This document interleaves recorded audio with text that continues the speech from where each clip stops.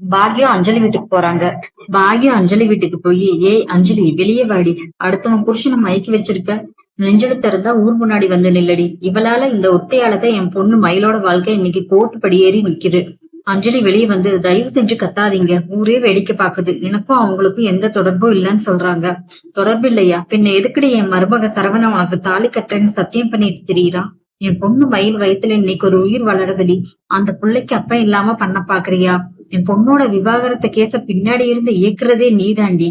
அஞ்சலி அழ ஆரம்பிச்சிடுறாங்க. சரவணனும் அஞ்சலி வீட்டுக்கு வர்றாங்க. பாகியம் இப்படி கத்திட்டு இருக்கிறத பாத்துட்டு, நிறுத்துங்க, யார் வீட்டு வாசல்ல வந்து யார பார்த்து நாசமா போவேன்னு சாப்பிடுறீங்க? உங்க நாக்கு அடக்கி பேசுங்க பாகியம் அம்மா. என்னடா சரவணா, உன் பொண்டாட்டி ஆஸ்பத்திரியில கர்ப்பமா கிடக்குறா, அவளை போய் பார்க்க உனக்கு வக்கில்ல, ஆனா இந்த முன்னாள் காதலிக்கு ஒரு சின்ன புத்து விழுந்த உடனே ஓடி வந்துட்டியா?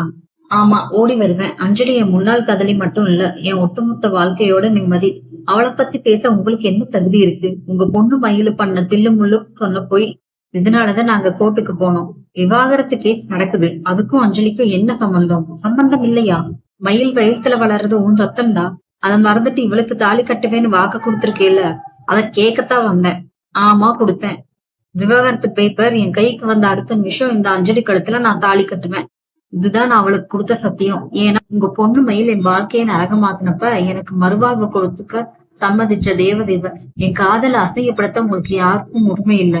மயில் உடனே வந்து, மாமா அம்மா பண்ணது தப்புதான், ஆனா என் வயித்துல வளர்ற நம்ம குழந்தைய நினைச்சாவது என்ன மன்னிச்சு இருக்க கூடாதா மாமா?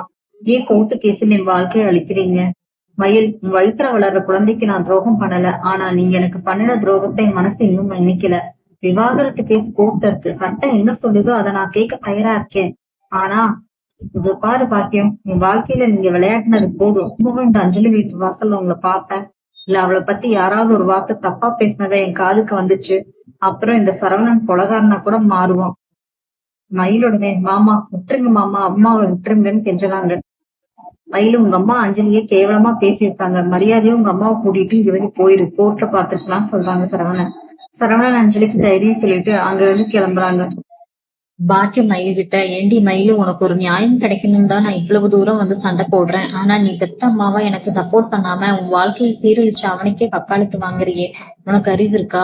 அம்மா போதும் விட்டுருமா, நமக்கு ஏற்கனவே கோர்ட்டு கேஸ்ன்னு 1000 பிரச்சனைகள் இருக்கு, இதுக்கு மேல தேவையில்லாம சண்டை போட்டு இருக்கிற நிம்மதியும் கெடுத்துக்காதம்மா, கிளம்புன்னு சொல்லிடுறாங்க.